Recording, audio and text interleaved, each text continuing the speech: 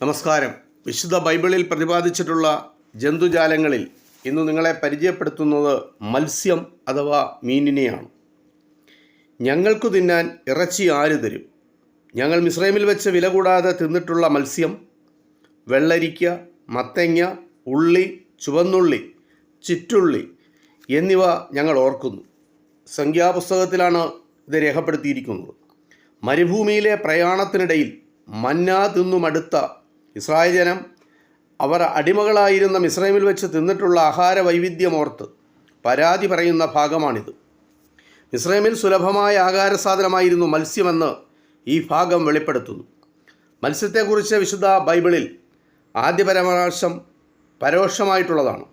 കടലുകളിലും നദികളിലുമുള്ള വെള്ളത്തിൽ ചിറകും ചിതമ്പലുമുള്ളവ ഒക്കെയും നിങ്ങൾക്കു തിന്നാം. ഏതാഹാരം കഴിക്കരുത്, ഏത് കഴിക്കണമെന്ന് പറയുന്ന ഭാഗത്താണ് ചിറകും ചിതമ്പലുമുള്ള വെള്ളത്തിലുള്ള മത്സ്യങ്ങളെ നിങ്ങൾ കഴിക്കാം എന്ന് പറയുന്നത്. അനവധീനം മത്സ്യങ്ങൾ ഉണ്ടായിരുന്നുവെങ്കിലും ഒരിനത്തിൻ്റെയും പേരെടുത്തു പറയാതെ മത്സ്യം അഥവാ മീൻ എന്ന പൊതുനാമമേ വിശുദ്ധ ബൈബിളിൽ കാണുന്നുള്ളൂ. മത്സ്യമെന്ന പ്രയോഗമാണ് കൂടുതലും. ഇംഗ്ലീഷിൽ എല്ലായിടത്തും ഫിഷ് എന്നും മീൻപിടുത്ത രീതികൾ, മീൻപിടുത്തക്കാർ, മീൻ കച്ചവടം എന്നിവയെല്ലാം വിഷയമായിട്ട് വിശുദ്ധ ബൈബിളിൽ വന്നിട്ടുണ്ട്. പാലസ്തീനിൽ 45 ഇനം മീനുകൾ ഉണ്ടെന്ന് ഇല്ലസ്ട്രേറ്റഡ് ബൈബിൾ ഡിക്ഷണറി പറയുന്നു. കർത്താവിൻ്റെ നിർദ്ദേശപ്രകാരം ഗലീല കടലിൽ വലവീശിയ പത്രോസിന് 153 വലിയ മത്സ്യങ്ങൾ കിട്ടിയിരുന്നു. ഗലീല കടലിൽ ആകെ 153 ഇനം മത്സ്യങ്ങളാണ് ഉണ്ടായിരുന്നതെന്നും എല്ലാ ഇനങ്ങളുടെയും പ്രതിനിധികൾ ആ വലയിലുണ്ടായിരുന്നുവെന്നും ഒരു വ്യാഖ്യാനമുണ്ട്. സകല ജാതികളെ ഉൾക്കൊള്ളുവാൻ തക്ക വിശ്വസ്തത, വിശാലത സഭയ്ക്കുണ്ടെന്നും അതിനാലാണ് ആ വല കീറിപ്പോകാതിരുന്നെന്നും അതിൻ്റെ വേദശാസ്ത്ര ഭാഷ്യം. പാലസ്തീനിലെ മത്സ്യബന്ധനത്തിൻ്റെ പ്രധാന ഉറവിടം ഗലീല കടൽ തന്നെയാണ്. യോർദാൻ നദിയിൽ മീനുകൾ ഉണ്ടായിരുന്നുവെങ്കിലും ആ നദിയിൽ പാറക്കെട്ടുകളും ചെളിക്കുണ്ടുകളും വേഗത്തിലുള്ള ഒഴുക്കും പൊതുവെ മത്സ്യബന്ധനത്തിന് തടസ്സമായിരുന്നു. ചാവുകടലാകട്ടെ ലവണങ്ങളുടെ അതിസാന്ദ്രത മൂലം ജലജീവികൾക്ക് അത് വാസയോഗ്യമല്ലായിരുന്നു. അപ്പവും മീനും യഹൂദന്മാരുടെ പ്രധാന ആഹാരമായിരുന്നു.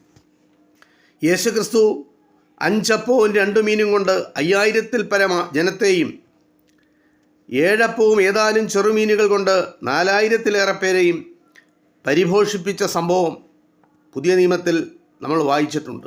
അത് പ്രസിദ്ധവുമാണ്. രാത്രി മുഴുവൻ അധ്വാനിച്ചു തളർന്ന ശിഷ്യന്മാർക്ക് പുലർച്ചെയായപ്പോൾ യേശു കനലിൽ വെച്ച മീനും അപ്പവും ആഹാരമായി നൽകി. കർത്താവിൻ്റെ ശിഷ്യന്മാരിൽ പത്രോസും അന്ത്രയോസും മീൻ പിടിക്കുന്നവരും യോഹന്നാനും യാക്കോബും മീൻവല നിർമ്മിക്കുന്നവരുമായിരുന്നു. മത്സ്യബന്ധനത്തിൽ പ്രാവീണ്യം നേടിയിട്ടുള്ള അവർക്ക് മീൻ കിട്ടാതെ വന്ന സന്ദർഭങ്ങളിൽ കർത്താവ് നിർദ്ദേശം നൽകിയതനുസരിച്ച് വല വീശിയപ്പോൾ വല കീറിപ്പോകുവാൻ തക്കവണ്ണമുള്ള പെരുത്ത മീൻകൂട്ടം കിട്ടിയ സന്ദർഭങ്ങൾ ധാരാളമുണ്ട്. മധ്യധരണ്യാഴിയുടെ കരയിലുള്ള സോറിലെ നിവാസികൾ, അതായത് സോര്യർ, അവിടെ നിന്ന് മീൻ പിടിച്ച് യെരുശലേമിലെത്തി മീൻ കച്ചവടം നടത്തി വന്നിരുന്നു. യെരുശലേം മതിലിൻ്റെ ഒരു വാതിലിന് മീൻ വാതിൽ എന്നു തന്നെ പേരുണ്ടായിരുന്നു. മീൻ കച്ചവടക്കാർ വന്നു പോയിക്കൊണ്ടിരുന്ന കവാടമായിരിക്കണം അത്. അതിനടുത്തായി മത്സ്യഗോപുരം ഉണ്ടായിരുന്നു. പല മാർഗങ്ങൾ ഉപയോഗിച്ച് മത്സ്യബന്ധനം നടത്തിയിരുന്നു. പൊതുവെ ഉപയോഗിച്ചിരുന്ന വലകൾ കൂടാതെ ചൂണ്ട, കൊളുത്ത് എന്നിവയും വലിയ മത്സ്യങ്ങളെ പിടികൂടുന്നതിനായി ഉപയോഗിച്ചിരുന്നു. കൂടാതെ അസ്ത്രം, ചാട്ടുളി എന്നിവയും മീൻ പിടിക്കുന്നതിനായിട്ട് ഉപയോഗിച്ചിരുന്നു. ഏറ്റവും വളരെ മത്സ്യമുള്ള ഒരു വിശുദ്ധ നദിയെ ദർശനത്തിൽ കണ്ടതായി യെസക്കേൽ പ്രവാചകൻ വിവരിക്കുന്നുണ്ട്. അതിൻ്റെ കരയിൽ ഏൻ ഗതി മുതൽ ഏൻ എഗ്ലിയേം വരെ മീൻപിടുത്തക്കാർ നിന്ന് വല വീശും. അതിലെ മത്സ്യം മഹാസമുദ്രത്തിലെ മത്സ്യം പോലെ വിവിധ ജാതിയായി അസംഖ്യമായിരിക്കും. മീൻ ലഭ്യമാകാതെ വരുന്ന ഒരു ദുരിതാവസ്ഥയെക്കുറിച്ച് യെശയ്യാ പ്രവാചകൻ പറയുന്നുണ്ട്. മീൻ പിടിക്കുന്നവർ വിലപിക്കും, നദിയിൽ ചൂണ്ടയിടുന്നവരൊക്കെയും ദുഃഖിക്കും, വെള്ളത്തിൽ വല വീശുന്നവർ വിഷാദിക്കും എന്നതാണ് അത്. ദുഷ്ടൻ്റെ വലയിൽ കുടുങ്ങിപ്പോകുന്ന നീതിമാനെ മത്സ്യവുമായി ഉപമിച്ചുകൊണ്ടുള്ള ആലങ്കാരികമായ പ്രസ്താവനകളും വിശുദ്ധ വേദപുസ്തകത്തിലുണ്ട്. ദുഷ്ടൻ മനുഷ്യരെ സമുദ്രത്തിലെ മത്സ്യങ്ങളെപ്പോലെ ഒക്കെയും ചൂണ്ടൽ കൊണ്ട് പിടിച്ചെടുക്കുന്നു. അവൻ വല കൊണ്ട് അവയെ വലിച്ചെടുക്കുന്നു. കോരുവലയിൽ ചേർത്തുകൊള്ളുന്നു. അതുകൊണ്ട് അവൻ സന്തോഷിച്ചാനന്ദിക്കുന്നു. മനുഷ്യൻ തൻ്റെ കാലം അറിയുന്നില്ലല്ലോ.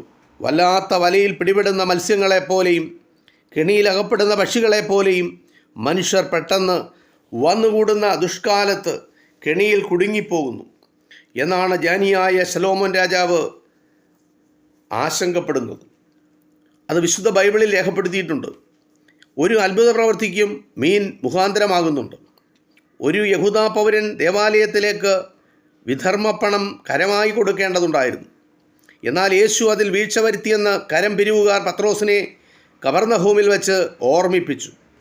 യേശു പത്രോസിനോട്, നീ കടലിലേക്ക് ചെന്ന് ചൂണ്ടലിട്ട് ആദ്യം കിട്ടുന്ന മീനിനെ എടുക്കുക. അതിൻ്റെ വായു തുറക്കുമ്പോൾ ഒരു ചതുർധർമ്മപ്പണം കാണും. അത് എടുത്ത് എനിക്കും നിനക്കും വേണ്ടി കൊടുക്കുക എന്ന് ക്രിസ്തു യേശു പത്രോസിനോട് പറഞ്ഞു. അങ്ങനെ രണ്ടുപേർക്കും കരമടയ്ക്കാൻ ആവശ്യമായ 4 ധർമ്മയുടെ ഒരു നാണയം മത്സ്യം നൽകി. വായിൽ മുട്ടകൾ സൂക്ഷിച്ചു വെച്ച് വിരിയിച്ച് കുഞ്ഞുങ്ങളെ കുറേ കാലം വായ്ക്കുള്ളിൽ തന്നെ സംരക്ഷിക്കുന്ന ഒരിനം മത്സ്യമാണത്രേ അത്. വെള്ളത്തിൽ വീഴുന്ന തിളക്കമുള്ള വസ്തുക്കളും ഈ മീൻ കൊത്തിയെടുത്ത് വായിൽ സൂക്ഷിക്കുമത്രേ. ഈ ലോകത്ത് സമ്പത്തൊന്നുമില്ലാതെ കഴിച്ചുകൂട്ടിയ കർത്താവിന് പണത്തിൻ്റെ ആവശ്യം വന്നപ്പോൾ ഈ മത്സ്യം സഹായിച്ചു. പത്രോസ് അന്ന് ചൂണ്ടയിട്ട് പിടിച്ച മത്സ്യത്തിൻ്റെ ഇനത്തിൽപ്പെട്ടതാണെന്ന പേരിൽ പീറ്റർ ഫിഷ് എന്നറിയപ്പെടുന്ന മത്സ്യം പാലസ്തീൻ നാട്ടിൽ ഇന്ന് ലഭ്യമാണ്. അതിനെ രുചിച്ചു നോക്കുവാനുള്ള അവസരം അവിടെ എത്തുന്ന സന്ദർശകർക്കും ഭക്തർക്കും ഒക്കെ ലഭിക്കുന്നുണ്ട്. നിങ്ങളുടെ മകൻ മീൻ ചോദിച്ചാൽ അവന് പാമ്പിനെ കൊടുക്കുമോ എന്ന കർത്താവിൻ്റെ ചോദ്യം ദൈവം തന്നോട് യാചിക്കുന്നവന് നല്ല ദാനങ്ങളെ നൽകുകയില്ലയോ എന്ന് വേദശാസ്ത്രം പഠിപ്പിക്കുന്നു. മീൻപിടുത്തക്കാരായിരുന്നവരെ ശിഷ്യന്മാരാക്കിയതിൻ്റെ പൊരുൾ കർത്താവ് തന്നെ വെളിപ്പെടുത്തുന്നത് ഞാൻ നിങ്ങളെ മനുഷ്യരെ പിടിക്കുന്നവരാക്കും എന്നു പറഞ്ഞുകൊണ്ടാണ്. പല വേദശാസ്ത്ര ചിന്തകളുടെയും പ്രതീകങ്ങളായി മീൻ നിലകൊള്ളുന്നു. ആദിമകാലം മുതൽ മത്സ്യത്തിൻ്റെ രൂപം ഐക്കണുകളായി പലയിടത്തും ഉപയോഗിച്ചു വരുന്നു.